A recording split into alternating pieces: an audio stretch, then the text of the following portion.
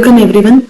So in the last session we have seen that whenever you want to connect database with the .NET applications, so the two different frameworks which are available, ADO.NET and Entity Framework. In the last tutorial we have discussed about ADO.NET only, and we have also seen that the two architectures available, connected and disconnected, and we have just gone through the theory concepts that which classes are available in connected and disconnected also. So in this tutorial we will focus on the practical part using connected architecture. So again we can see that the classes which we will be using to perform this will be connection class. Connection class is used to establish connection with the database. Command class which contains a command that has to be executed on database. Data reader, which is used to store the records after the query is executed. Connection class, connection object, it is a part of the ADO.NET data provider. It connects to the specific data source and opens a connection between the application in the data source. It depends upon the parameters specified in the connection string. Connection string contains a server name, database name and the credentials. Then we have the command class. The command class basically contains a command that we want to execute on the server. It contains two parameters, command that we want to execute and the connection object. Data reader object is a stream-based, read-only and forward-only, which provides a connection-based data access from the database. It also contains a method called read, which is used to retrieve the data which is stored in the data source. This is a method execute reader which is used for any result set with multiple rows or columns. Basically this method is called whenever you want to perform the select query on the database. So this method is used to execute that query on the server. Execute scalar, again it's a method only which is used to perform the we can say select query in the database, but it gives a single record.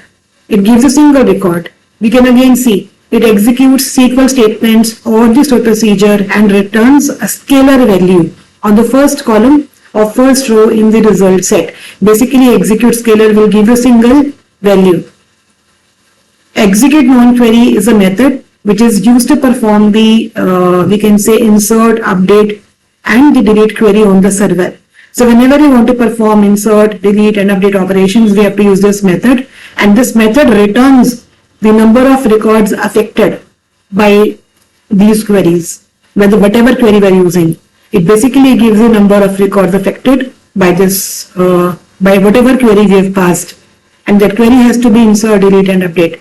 Basically whenever you want to perform select query, we have to use execute reader method.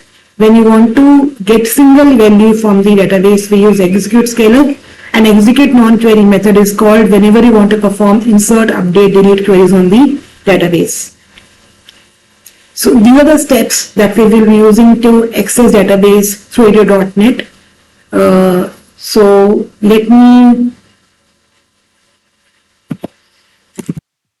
practical part now.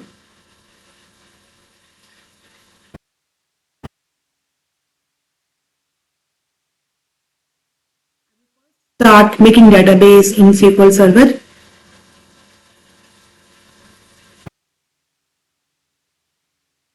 This is a server name and I'm not giving any credentials. Connect. Let me make database here now.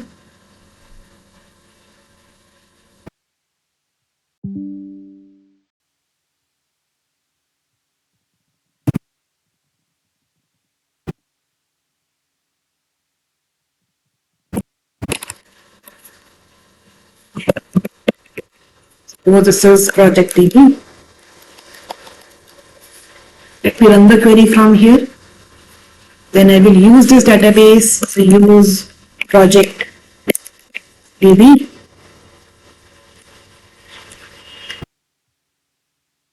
Let me make a table here. Now I will say create table student, and I will give columns here, suppose roll number integer, or let me take here employee.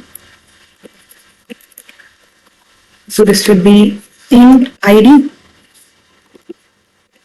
And if we want that you should not provide value for ID, it should be auto-generated. In that case, I will be using an identity here, which means that I will not provide value for ID.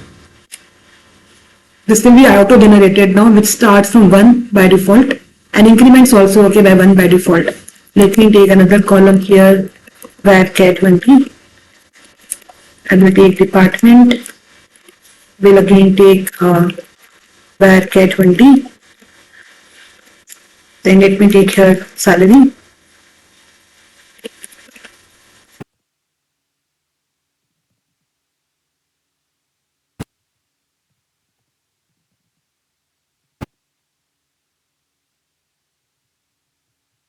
Let me put some constraints also. I will say here check salary should be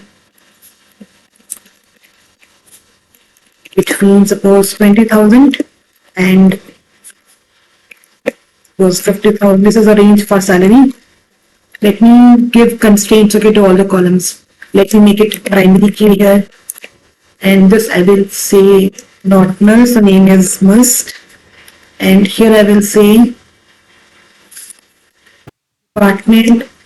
I can say check department in. So department could be either HR, or it could be accounts, or it could be IT, or it could be sales. So these values are allowed okay for the department column. So check. So we have to give one more bracket here. So date of birth, and I can again say here what? Suppose not null, which means date is also must. I can again say here check. This is suppose date of joining. So we can say date of joining should be more than equal to current date.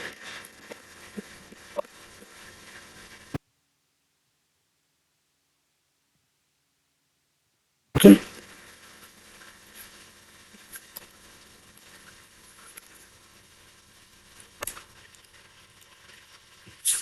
Okay. So let me run this query now.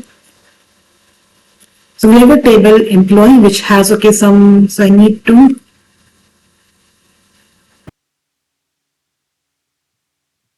okay. So let me run this query here now. And now I need to perform. We can see right now there is no record in this table. So select star from employee. So nothing okay will come because there is no record as of now. So nothing should come. Okay. Now I need to perform the CRUD operations. So we will perform CRUD operations to give double hyphen to add comment in SQL Server. So we will perform CRUD operations from console applications. I will take console application first. Console application using video. Okay.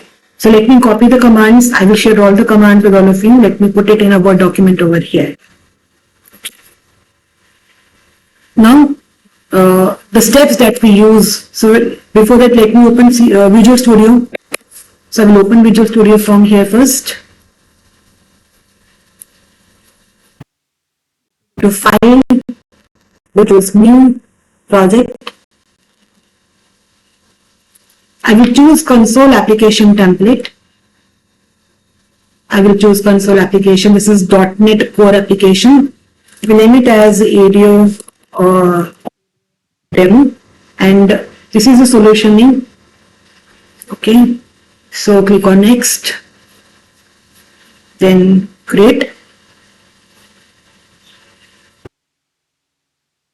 So we got this application here. I need to perform CRUD operations. We need to connect this application with database using ADO.NET. Okay. So the first step that I will be using here is what? This is your step number 1. First, I will say using I need to import a namespace first. I will say using system.data.sql client. It's not coming here. It's not coming, which means I have to import it. So this is a project name. Right click here. I will go to this option, manage Nugget packages, and I will go to browse. So we need system.data.sql client. So we should be getting that namespace here. Need to install this here. Once you install this namespace, we can find it. It should come here. This is the project name. All the dependencies that we installed are shown in this project file. We can see.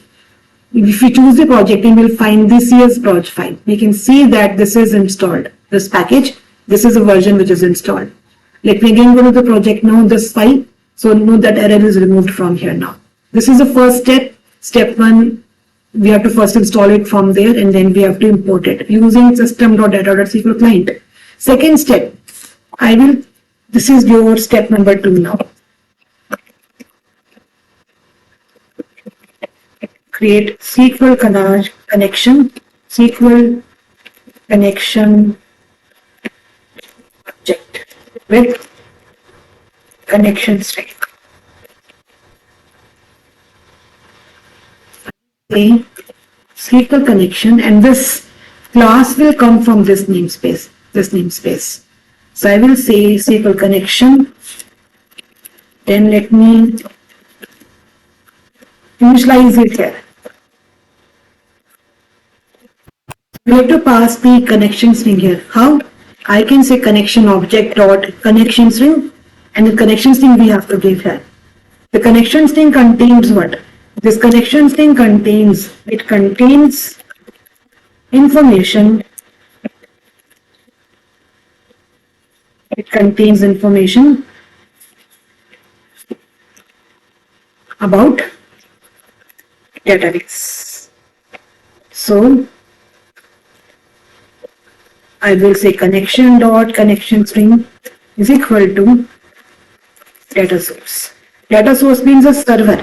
For that, I will go to SQL Server here. I can choose this. I can say connect engine, and this is a server name now. This will copy it from here. We'll again go to my application. We have to put it here. This is a server name. And we know that in C# single slash is considered as escape sequence. So I can put here double slash so that this error gets removed. Why? Because we know that single backslash is considered as escape sequence. Yes, either you put double slash or else I can simply write here @ which means now there is no need to, not here, it should come here. Either I put double slash here or else I can go and we can add the @ sign in the beginning over here. So data source means a server name. Then I will say initial catalog, which is actually your database now. So database which I want to use is this one. We'll copy this database name, and we'll again go and we'll put that database name here. Then I will say here initial integrated security 2. Why I'm using this? I'm using this because I'm connecting my SQL Server using Windows authentication. I'm using this Windows authentication. If you're using SQL Server from here, this one, so you need to give the credentials over here. So in that case, you need to give the ID and password. So once it is done, we'll close it here. So if you're using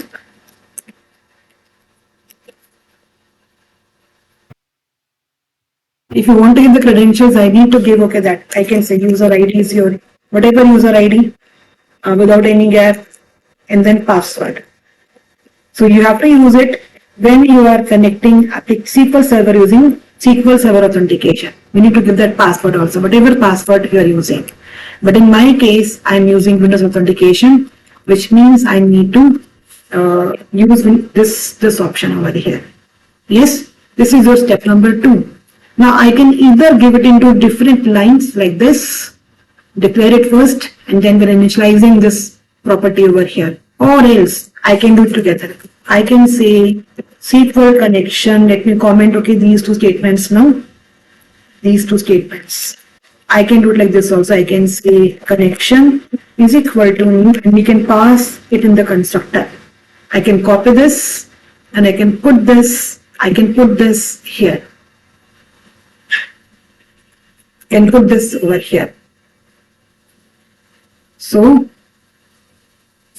connection or connection string, and I need to give here at the rate like this. We have to again close it also here. So we should remove all the spaces which are coming in between over here. This is the step number 2.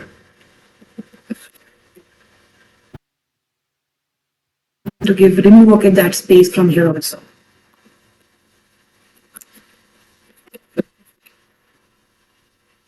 This is step number 2. Now step number 3. Declare command object. So it takes 2 parameters.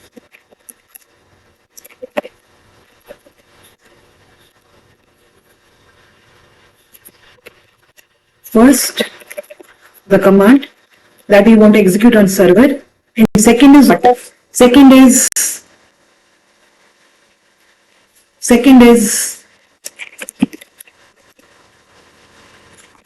connection object.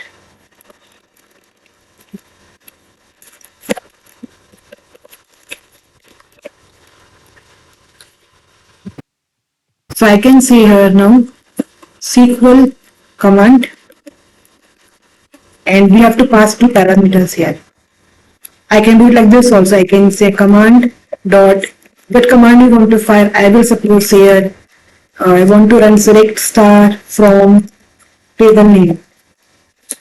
Second is your command dot connection object, which I will pass this connection object. Or else I can also do the same thing in a single line. How?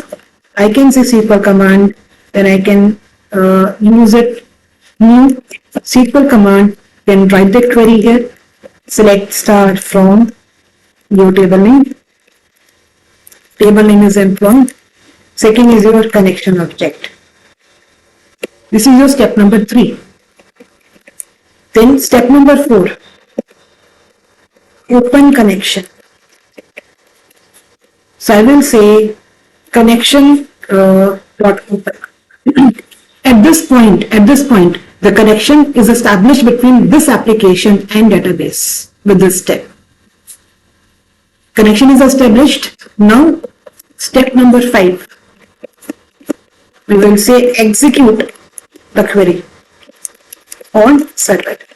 How we can do that? I will say command dot execute reader.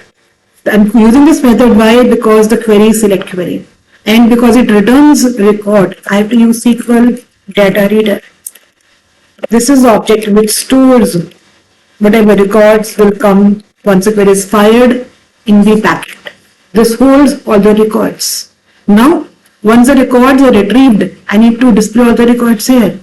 So for that, first I should check whether it contains record or not, because in our case right now there is no record in database.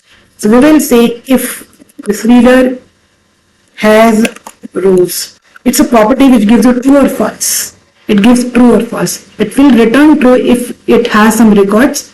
Otherwise, it returns false. So I will say if there is no record, so we should display what? So we should display console.writeLine. So there are no records. There are no records. So right now it should give me this message only, because there is no record right now. But if it has records, we should iterate and we should say while reader.read.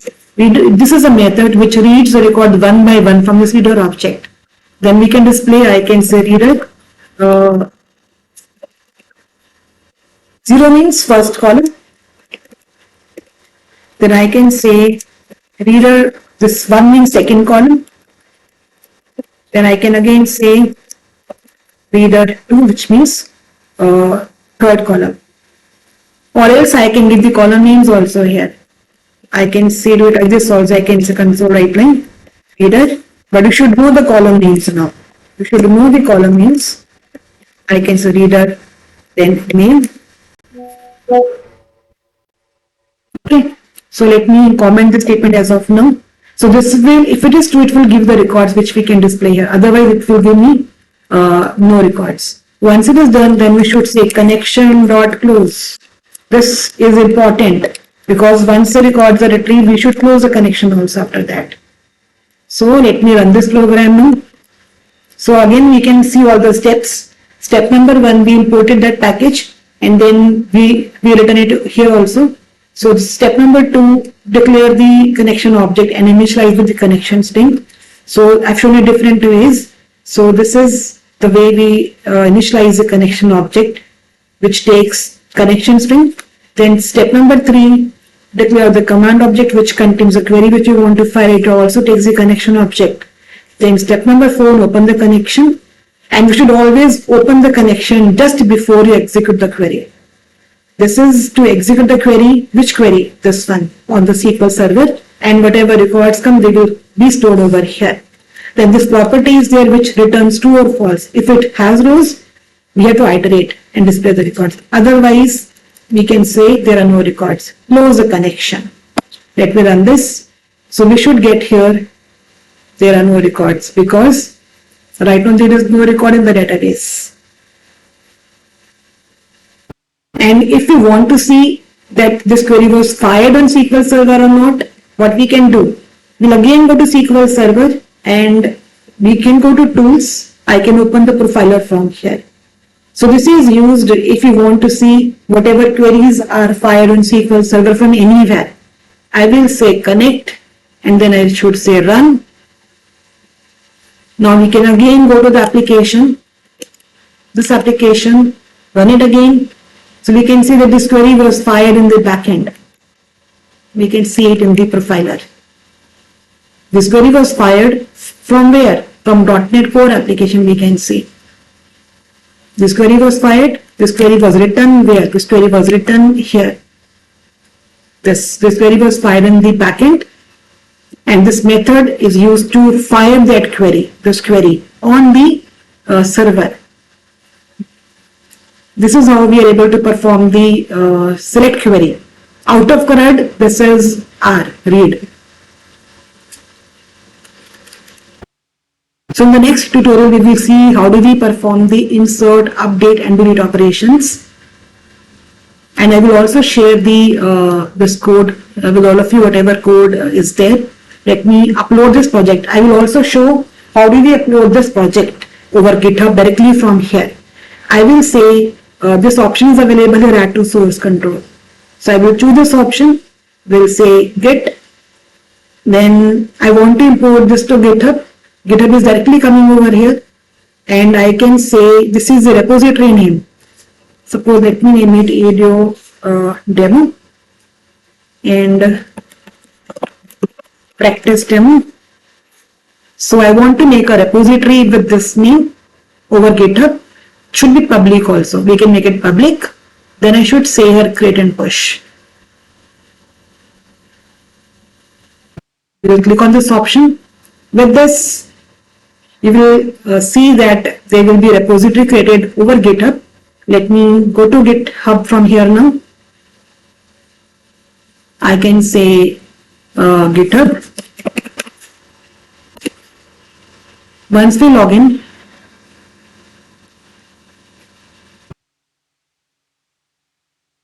we can find a repository will come here. So your repositories we can find that it is coming over here.